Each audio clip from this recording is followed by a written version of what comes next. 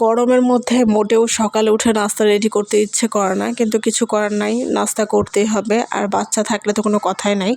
Hello viewers, আসসালামু আলাইকুম। চলে আসলাম আলাদা ছোট একটি ভিডিও নিয়ে। এই তো সকালবেলা উঠে বাচ্চার জন্য দুধ জাল দিয়ে নিচ্ছিলাম আর নিজের জন্য ডিম পোচ করে নিচ্ছিলাম। পাউরুটি দিয়ে ডিম পোচ দিয়ে আজকে নাস্তাটা সেরে নেব।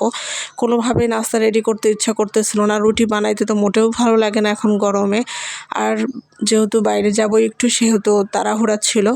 গতকাল কিছু জিনিস নিয়ে আসছিলাম লাবিবের চাচিমণির বাবার বাসা থেকে, তো সেগুলো আমার নিয়ে আসা হয়নি। শরীর খারাপের জন্য আমি বাসায় চলে আসি। তো ভাবিকে বলা হয়েছিল ওগুলো ফ্রিজে রেখে দেন, গতকাল গিয়ে নিয়ে আসবো। তো এই তো আজকে যাব নাস্তা করে, সেজন্য তাড়াহুড়া নাস্তা করতেছিলাম। মাছের এখানে ডিম পোচ দিয়ে আর পাউরুটি দিয়ে। তারপরে এই তো চলে যাই চা খাওয়ার জন্য।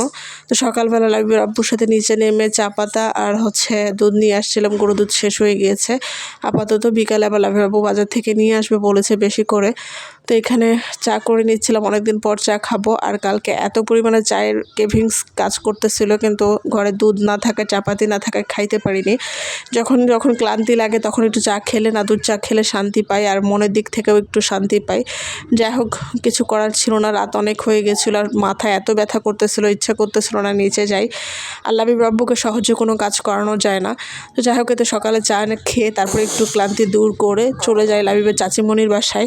আর সেখান থেকে এই তো নিয়ে আসা ডাঁটার সাথে কচুর শাক আর ছিল কাঁচা আম। তো এগুলো এখন আমি কেটে বেছে ধুয়ে নিব শাকগুলো।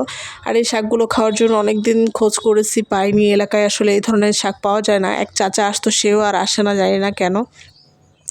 তো ইলিশ মাছ রেখে রেখে পরে সেদিন ভর্তা করে খেয়ে ফেলেছি। ইলিশ মাছের মাথা দিয়ে কচুর শাকটা খেতে কিন্তু বেশ ভালো লাগে। আর এটা আয়রনের জন্য, শরীরের জন্য খুব ভালো। এটাতে তো প্রচুর পরিমাণে আয়রন থাকে। তো মসুরের ডাল দিয়ে খেলেও কিন্তু ভালো লাগে, তবে গ্যাস্ট্রিক যেহেতু দুইটাই গ্যাসের জিনিস, যার কারণে খাওয়া হয় না। তবে আমার কাছে ইলিশ মাছের মাথা দিয়েই বেশি ভালো লাগে। তো এখানে আমি কাঁচামরিচ আর লবণ দিয়ে শাকটা সিদ্ধ করে নিচ্ছি।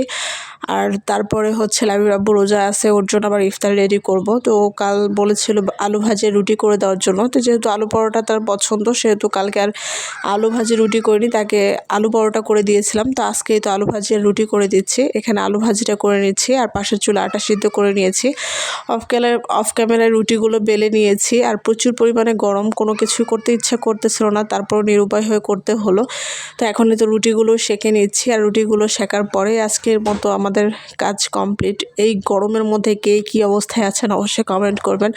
আমরা তো পুরোপুরি অস্থির, চারতলার উপরে প্রচুর পরিমাণে গরম, তারপরে তো লোডশেডিং আছে। তো আজকের ভিডিওটা এই পর্যন্ত। সবাই ভালো থাকবেন, সুস্থ থাকবেন। দেখা হবে, কথা হবে নতুন কোনো ভিডিওতে। সেই পর্যন্ত সবাই সুস্থ থাকবেন। আল্লাহ হাফেজ।